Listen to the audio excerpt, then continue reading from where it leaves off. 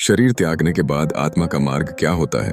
यह प्रश्न कई लोगों के मन में कौंधता है और गरुड़ पुराण इस सवाल का उत्तर देने वाला एक महत्वपूर्ण ग्रंथ है।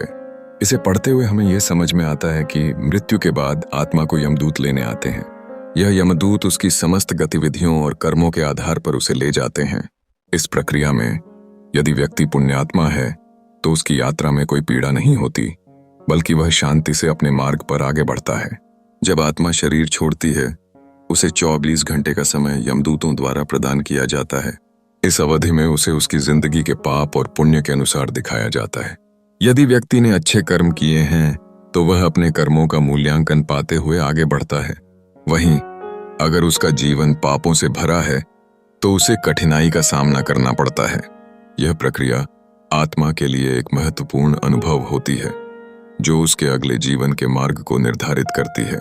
गुरुदेव के अनुसार आत्मा की यात्रा में 3 प्रकार के मार्ग होते हैं: अर्ची मार्ग, धूम मार्ग और उत्पत्ति विनाश मार्ग। अर्ची मार्ग जीव को ब्रह्मलोक और देवलोक की ओर ले जाता है, जहां उसे सुख और शांति का अनुभव होता है। दूसरी ओर धूम मार्ग पितृलोक की यात्रा कराता है, जो पूर्वजों से जुड़ा होता है।